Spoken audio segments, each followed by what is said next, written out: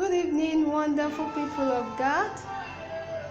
You are all warmly welcome to the third edition of Marriage Seminar with Evangelist Kemi Longe. As we all know, the theme for today's program, the might of relationships. It's gonna be great. Can I hear someone say it's gonna be great? Yes, it's gonna be great today.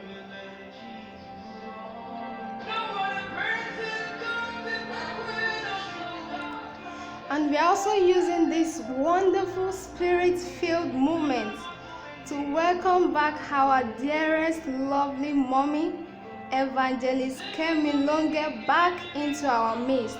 I know most of you are so happy to have her back, and I'm sure we are all going to be blessed with her coming back.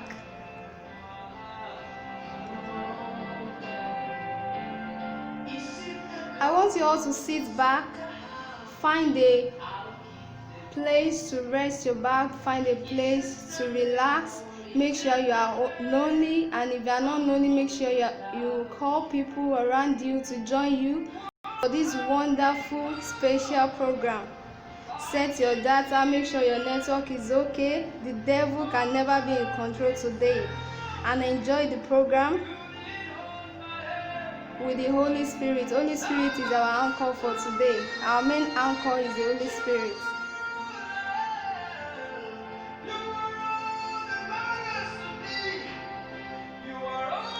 So before I invite our mommy to start off the program, we are going to be doing our opening prayer.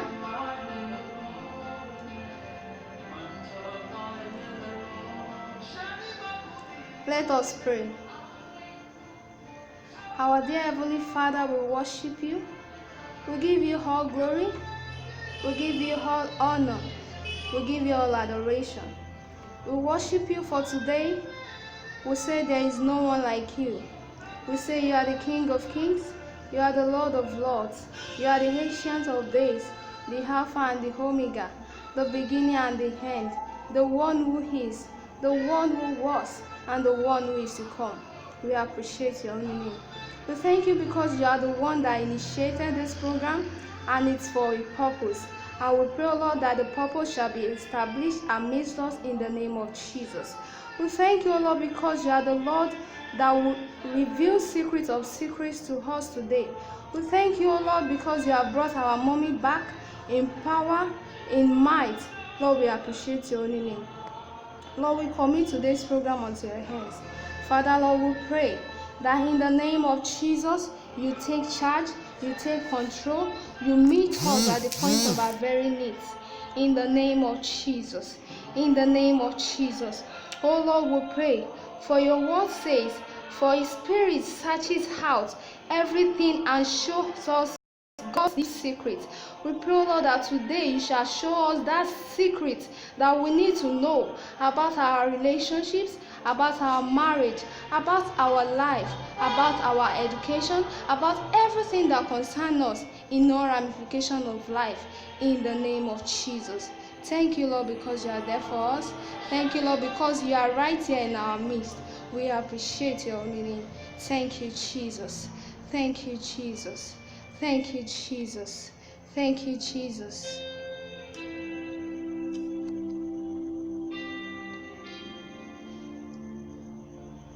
Let's begin to worship the name of the Lord. Let's begin to appreciate him. Let's begin to worship him. Let's join the worship. As this song is playing, let's join it. Jesus is all that matters. Yes, he is all that matters.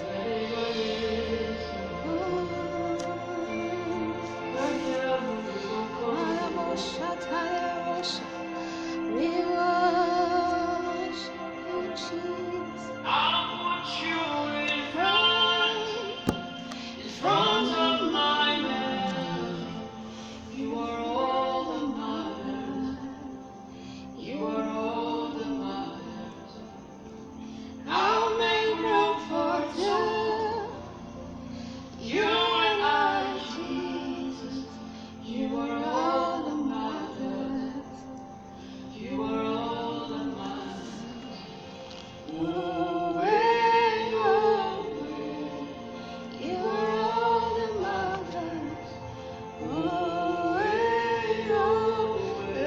value to Jesus is all that matters to us.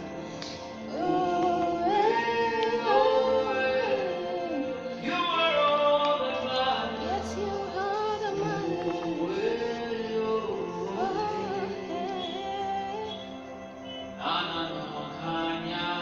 All I need for, even don't have you. All that I need, you take the Holy Ghost. What would have become of me if I didn't see your love? Hey! What would have been said of me if you withhold my words? Now I've come to realize that you are all the matters. You are all the matters. Hey, how could you? Are you putting Jesus in front right now?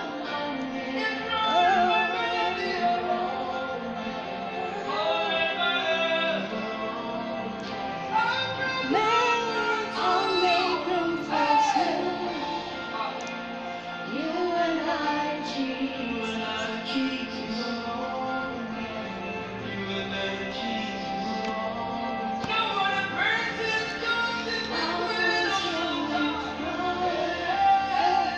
Front of my name.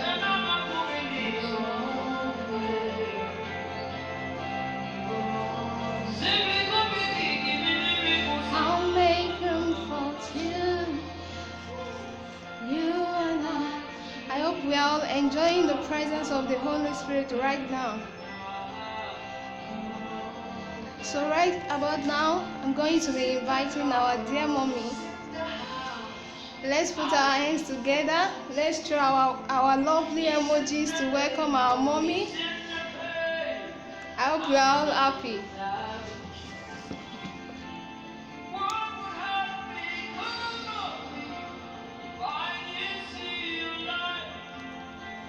Are we putting our hands together to welcome our mommy? We should all be happy to have her back right now.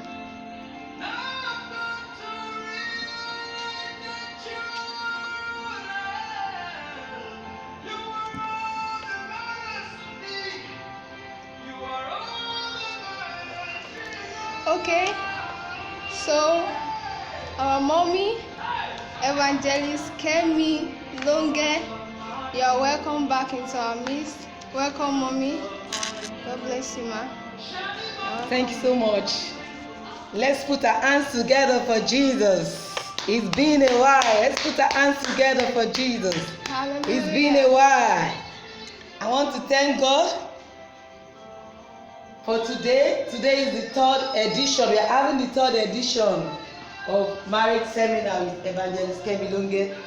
I quite appreciate your presence here, and I pray that the Lord Almighty will touch every one of us at the very point of our needs in the mighty name of Jesus.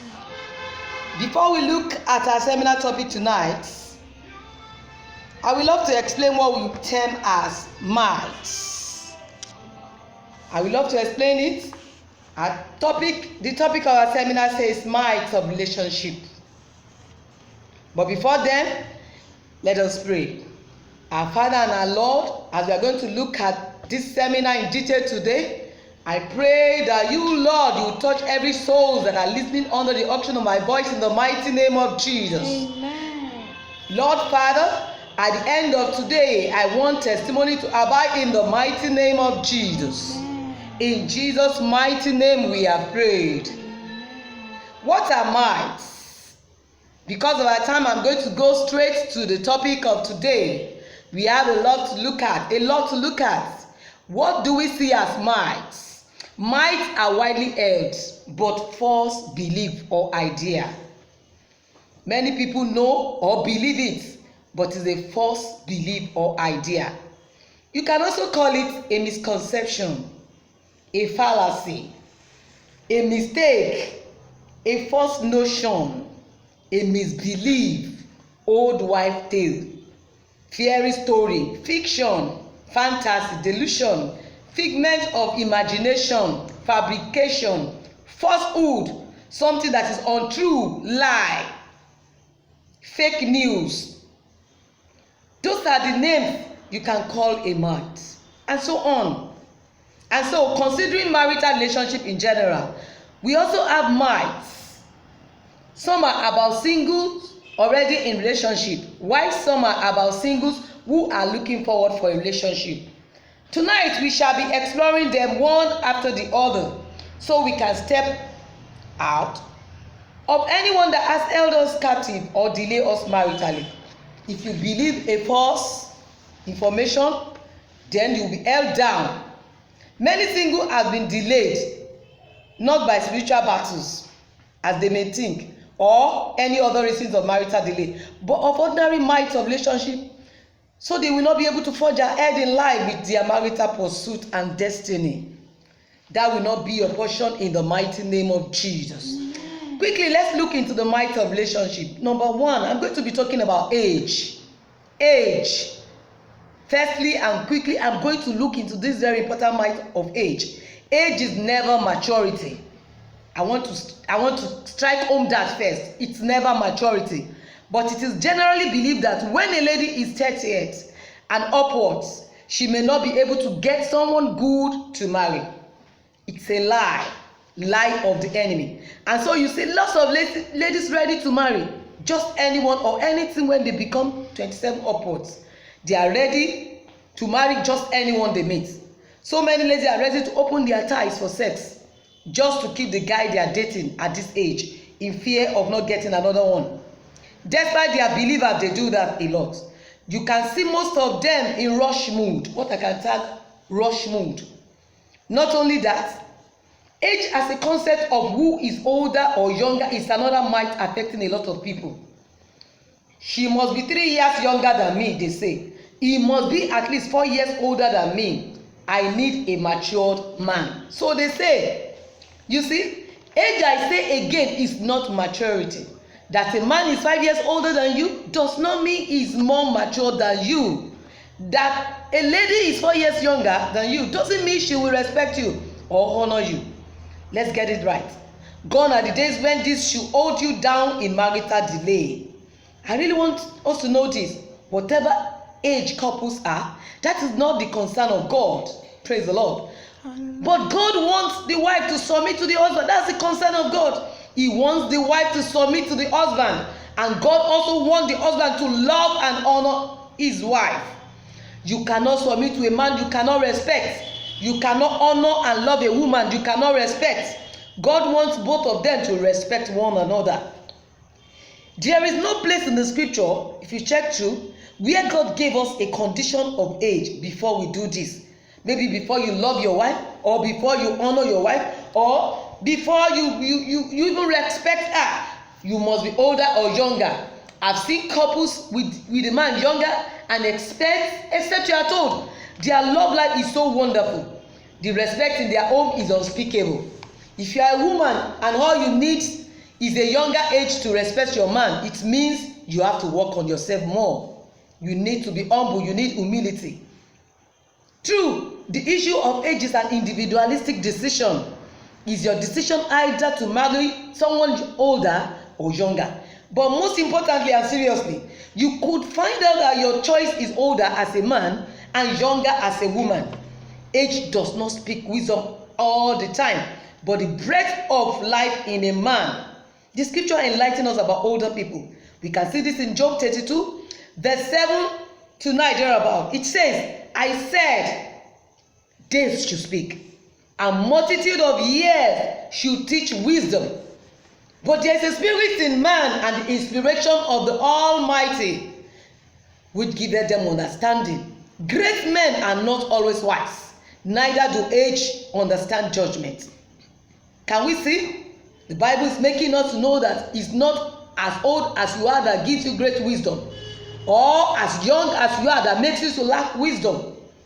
Don't respect people only for their age. Honor and respect in marriage is reciprocal and must not be based on age, although we all have a choice for our desire if God can permit us. And to this end, if he is younger or older by a few years, it means nothing. if it won't disturb you psychologically or physically. But if it will, don't go ahead, I can say.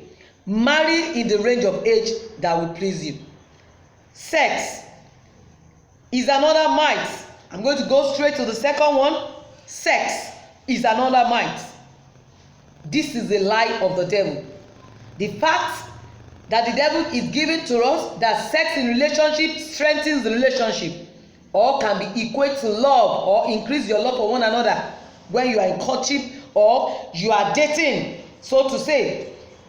But it is true and so true that sexual purity will strengthen your love for God and for one another.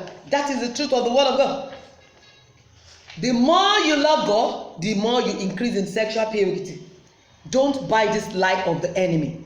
Sexual immorality is a sin and it will not make your marital pursuit successful at all. Sometimes ago, a lady said to me, we promise sex after marriage. We kiss and romance. Are we committing sin, man? You see, kissing and other kinds of foreplay is there to prepare your body for good sex. And then you said you want sex after marriage. Why raising and preparing your body for sex? Your body is the temple of the Holy Ghost. Praise the Lord. Don't make it unholy. Any kind of sexual touches are not allowed in a Christian relationship. So don't let any sister, torment you with her body and so you want to be carried away. And don't let any brother lure you. She is only your wife or your husband after marriage. Most of the time, it does not stop at kissing. I want to believe we know that. You move from her lips to inside her mouth. And from there, her breast. And from there, her genitals. Before you know it, you are down. Please know this. Most of this will eventually end in real sexual act of sex. Don't derive any sexual satisfaction before marriage. It is sinful and very unclean, however you view it. Number 3, might of relationship. Praise the Lord. This is another lie from the pit of hell. Tribe. I must marry from my tribe. It is not a must, dear lady, that you must marry your tribe. It is not a must, gentlemen, that you must marry your tribe. But if you so much love it and desire it, you could put it before your Father God. He will do it if he wishes. The Bible says the desire of the righteous are granted, but if God has a reason not to do that, he won't allow it. My hubby said he asked God for a lady who will be same town with him and same profession, and God answered him. When we met and all clicked, he was surprised that God honored his words and prayer. The most important factor is that the person must be a child of God, praise the Lord, a believer. God won't give you to an unbeliever as a partner. It is against his words. Father Abraham also prayed and sent his servant to search for a wife for his son Isaac from his tribe, and God did it too. He is God. He may and may not allow it. Just seek him and follow his leadings. This is the most important thing. That it was so for Sister Sarah does not mean it must be so for you too. Don't delay yourself unnecessarily. Follow the leading of God. I have a word here, spec. This word is peculiar to this generation singles in Christ. I've heard this over and over again. They will say my spec, your spec. What about God's spec? Are you sure you care about that? One of my daughter's spec is a man that is so fair. She said, Mommy, I just love a man that is fair. I don't know why. It's good. Having specification is not bad. It's not actually bad. But submitting to God is the most important thing. Those your specs, let it be submitted to God. Let God decide about it.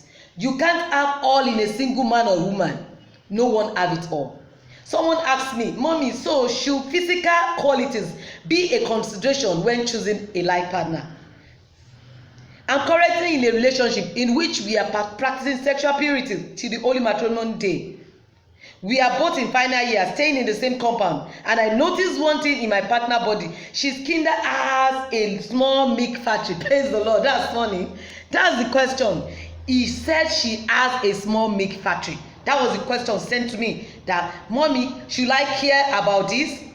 But other things in her is more satisfactory. But that one is giving me a huge concern. That was the question. Like some of you also want to know. I love this brother's sincerity to ask this question. It's natural to feel that way, most especially when you love those qualities in a woman. You want a woman that will be so big, or maybe you want another thing in your lady or your man. My dear brothers and sisters, you have not seen to have such feelings. But I will love to say this again: no one have it all. You can't get all the qualities you desire or love in just one lady or one man. No one is perfect. Appreciate the gift of God for you. Appreciate her and accept her with her other great qualities. Focus on that about her. Forget what she lacks or he lacks. You are not perfect too. He or she may not say this. It's not a sin when you ask God for some desires in your wife, like I said, or husband, but God as our Father knows the best gift for us. When He's directing us, let us eat. I'm going to go straight away to number 5, might of relationship. Might of relationship. It says, getting your marriage partner right means a successful relationship or marriage. Praise the Lord. That is not true. That you get it right, that God has revealed that person to you, does not mean your relationship will be successful, and does not mean your marriage will be successful. This is very untrue. That you get your partner right doesn't mean it will be easy working together perfectly. It is a time of discovery. You will have to work hard to make it to marriage, and same rule apply also in your relationship. Praise the Lord. Something that a good relationship means that you don't have to work on it again. This is not so. The strongest and most enduring relationship take lots of hard work.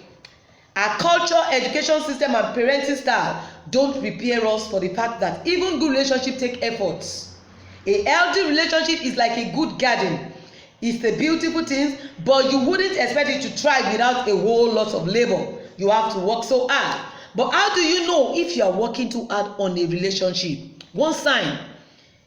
This is if you are feeling unhappy more than you are happy. Every day in the relationship, you are always unhappy. The moment of happiness in your relationship is not even near the moment of happiness. I mean, the moment of unhappiness is more. Then in other words, you are spending more time tending the relationship and keeping it afloat than enjoying it. If you are in such relationship, you must take it. You must watch it. This unhappiness becomes less of a rough patch in your life and more like the normal state of affairs. Praise the Lord. Hallelujah. Another bad sign you see in such relationship is that you are trying hard to make improvements and changes, but you did not see the same level of effort on your partner's part. You are the only one trying. Are you not calling me? Are you not coming over? Are we not praying? And you are working so hard, but the other party is not concerned. There has to be some sense of we are trying really hard, both making changes, and that's making a difference. If it's not so, then you have to watch it. Praise the Lord. I'm going to go straight to the 6th one tonight.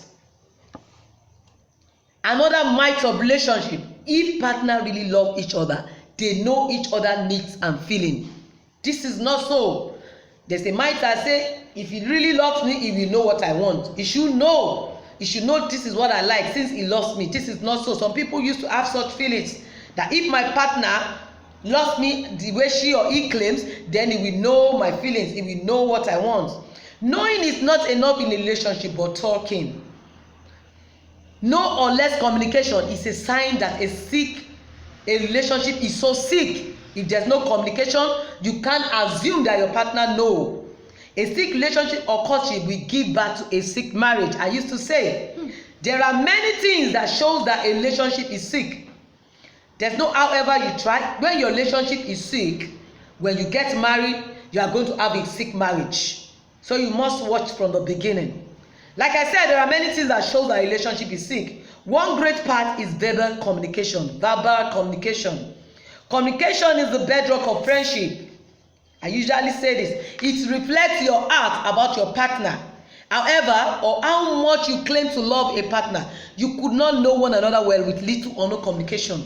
In relationship, we always recommend that you marry your friend, and so your marriage will be blissful. So many people think it means only a friend. You have been together for so long, but that is not only possible for some. But a new person you meet must also be your friend before you get married. Make the person your friend. If there's no friendship between you, then both of you will not enjoy the marriage. The relationship that must exist between you must imitate that of two intimate friends. Now, let me go back to good communication. It's a sign of good friendship. Sign of good friendship is good communication. I've counseled several people that have said they don't talk at all in their relationship or discuss in courtship anytime they meet their partners.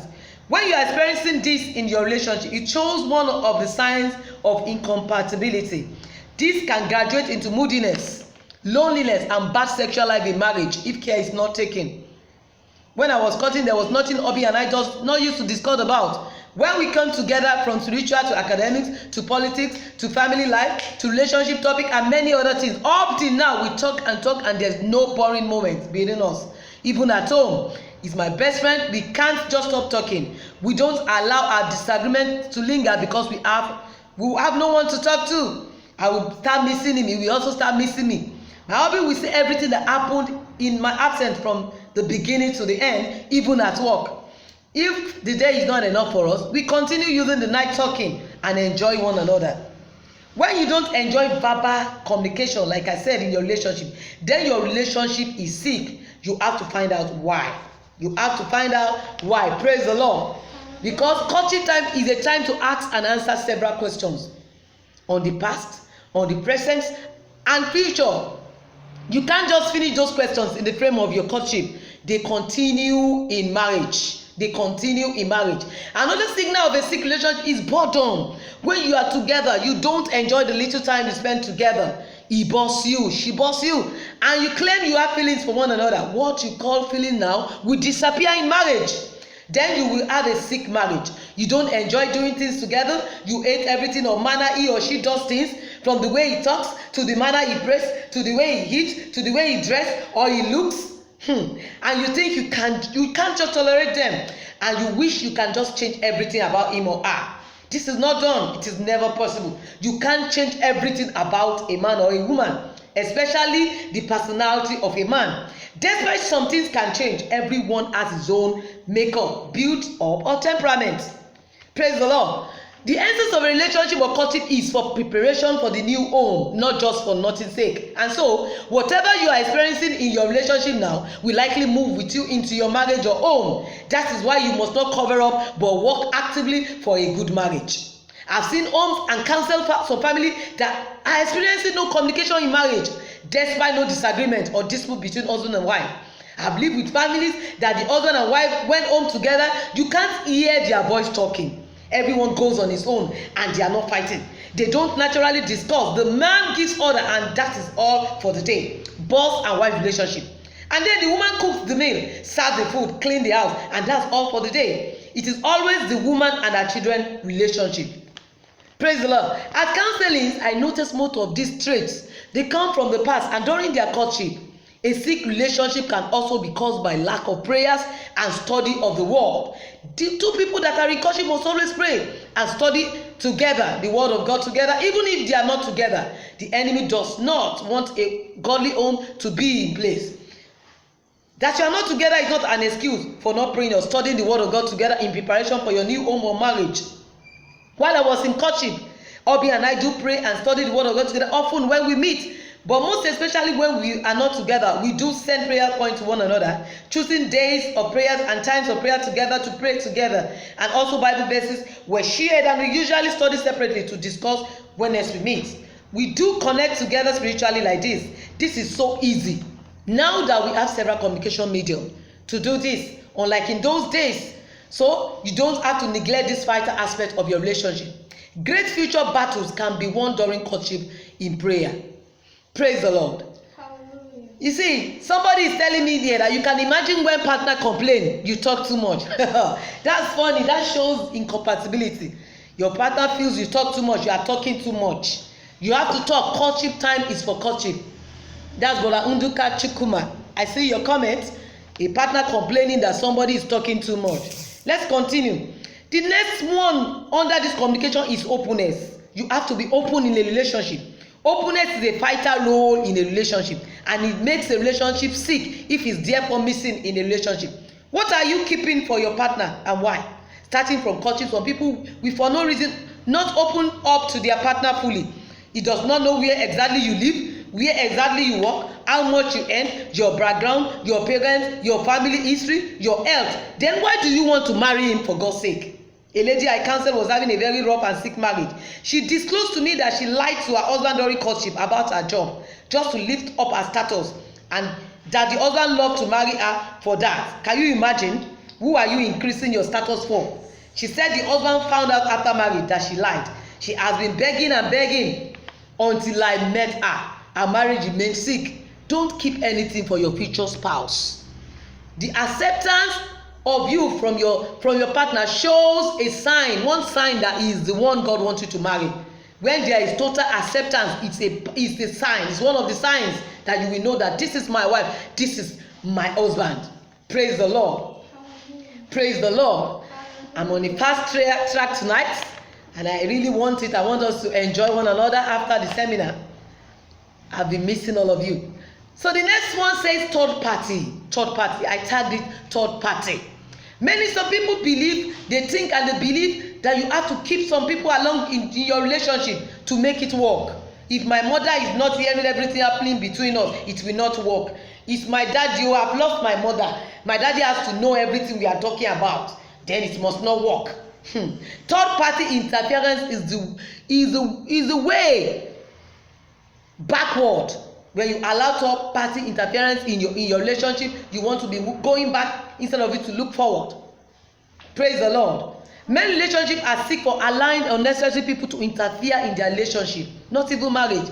So many people stupidly take advice from friends. They take advice from friends and family that will affect their relationship negatively. Can you imagine? If you will need counsel, both of you should agree on who you should be your mentor or your counselor for the relationship. If there's problem, let your mentor guide you and pray with you. So parents can also be useful in this, but when you know that it will affect your relationship negatively, you could choose, a common mentor that will help. Don't discuss your problem unnecessarily with just anyone. Most partners that are used to this continue this in marriage, and it makes their marriage sick. I pray that God will open your eyes of understanding more in the mighty name of Jesus. Yes, in order for the relationship to be successful, the other partner must change. That is another might. In order for the relationship to be successful, my partner must change. Some people believe that they are not to change. My partner is not good. You are the one that must change. There is nothing like that. It's a lie of the devil. It's a fallacy. Many times we are very good at play what they call blame game. You put all the blame on your partner and your relationship is not working. Is this, is that. You are always pointing your finger. You have never looked at your bad side. You have never looked at what needs to be corrected in your own life.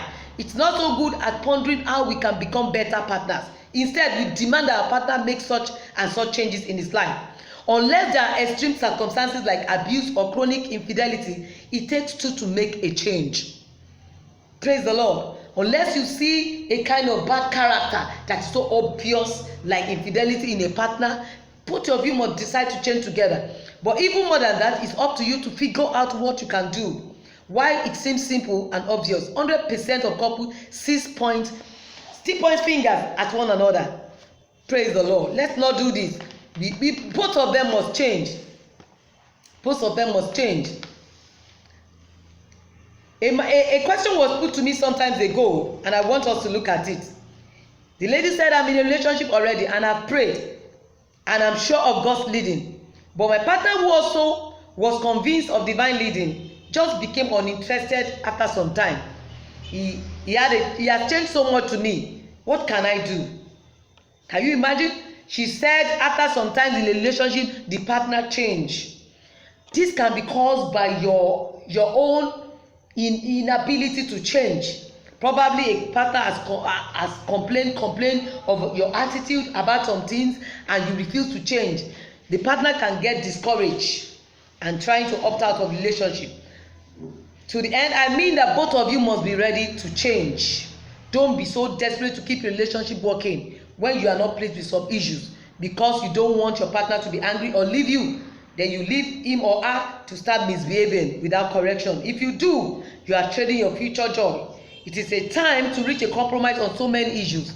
So if your partner is correcting you over an issue and you refuse to change, it can lead to disagreement and discouragement. Now, Receiving a married partner does not guarantee marriage. As I said earlier, it is just the beginning of a journey to marriage. And so it is therefore not a time to go to bed, but a time to work actively together towards a good future home. It is only in the area of sin that you can disagree completely with a partner. If a partner wants you to be committing sin and you disagree, and on that premises he or she refuse to go ahead, let it be. But on a good premise, you have to work on your excess and change. While you were alone, you may just think you are just okay and fine or perfect. Maybe because no one is taking a critical look at you. Courtship time is a time to climb down on your excesses. Yes, if you say you love one another, the love must make you to adjust for one another. You must definitely be ready to change some things if you want your courtship to lead to marriage or your relationship to lead to marriage. You must know that courtship time is for talking, like I said earlier, so you must not bottle up anything that will generate problem in your future home.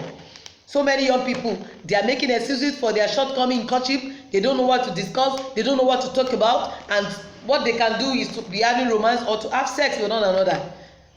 Because of this, so many marriages are having problems today, because they fail to talk the right things while they are in courtship. They substitute their talking period for sex and other related acts. But if you work on this, you have fewer problems in marriage if you have quality talking time in courtship. Naturally, you find out so many things about your partner as you work together, but you can discuss on issues that may arise in future to know what you both approve and reach a compromise on them. God will help us in achieving and realizing our dreams and desire in the mighty name of Jesus. I want us to know that there is no way a man or a woman disagree with you on a good ground. That if you don't work on yourself, the person will get discouraged naturally. So we must be prepared for a change. That will end that aspect of change that must come in your relationship. I would like us to be typing in question on any one of the mics that we have question over, though the answers will be placed on the page. I want us to start bringing in our questions. Check all the points that have been mentioned and let us put them down in writing and send to the page as we are here. Though we will not be able to answer them, the Lord will open our eyes to more of these facts in the mighty name of Jesus. As we are here too, I want us to bring our points, our prayer point before God. We have several ladies that are overage. To the people, to the eyes of the public, they are overage, so to say. But to God, they have not even started because of the kind of might they are carrying in their heart. Some believe that they must marry because their parents say it must be from their tribe. They don't want to marry again. They are looking for such person. But prayer can do all this. You can commit it to God. God can touch the heart of your parents and they can change their mind. You can also seek counsel, good counsel concerning this. You can also seek counsel concerning this. So let us make sure that all these minds are checked in our life. Let us check them one after the other, and let's see those that are bothering us, those that are getting on our nerves and making us to remain single when we're supposed to pursue our marital life. Everything we have talked about, tribe is there, specification is there. Let's see it one after the other and check it out in our lives. I told you that married partner that you get does not mean that it's going to end well. You could have disagreement if you don't make a change in your partner. So let the question be coming. I've been seeing some questions sent. I've been seeing some questions here. Let's bring in more. You want to start praying now? Just drop the question there. I want to pray for some set of people right now.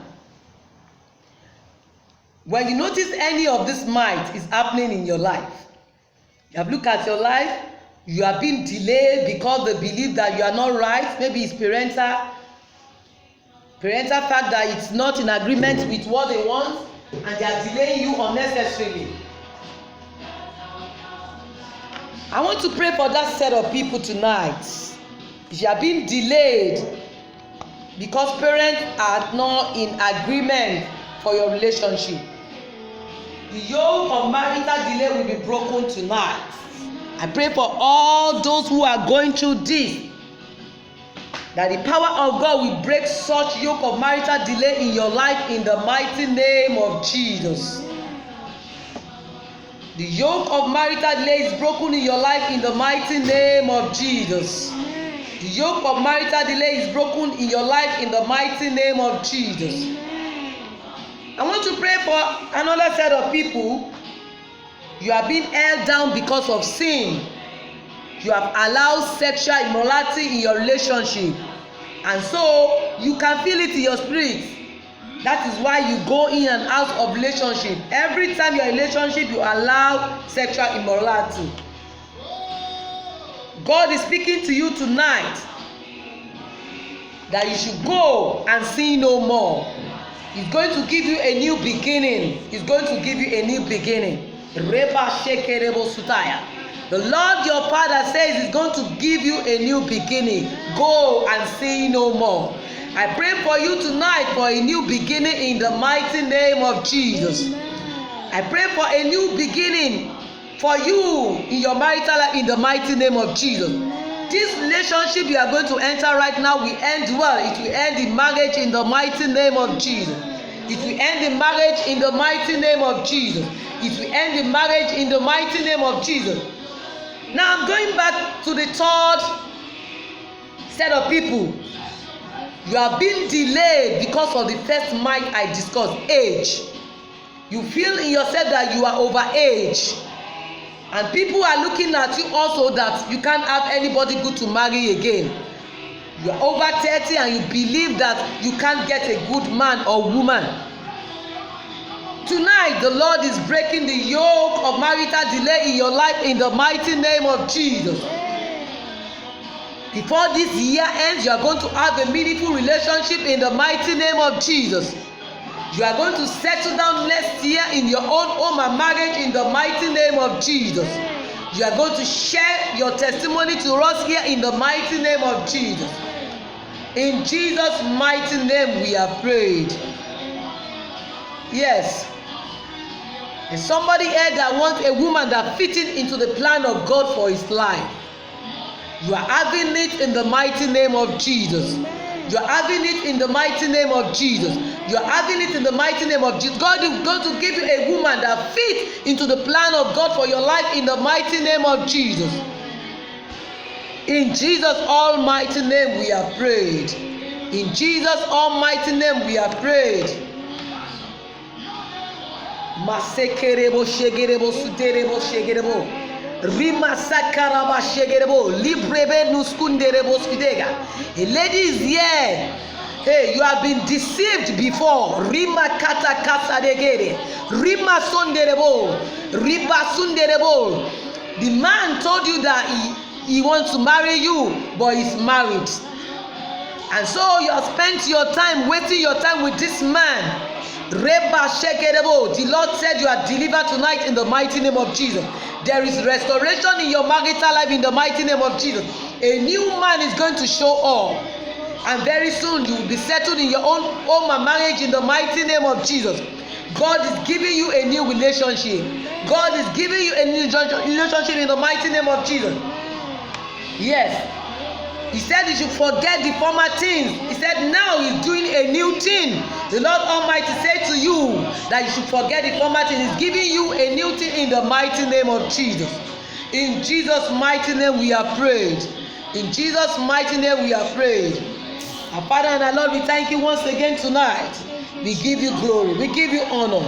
We give you adoration. We give you glory. We say we thank you for your word that you have sent to us today. Father, Lord, take all glory in the mighty name of Jesus. Lord, your children that you have set free tonight, they remain free in the mighty name of Jesus.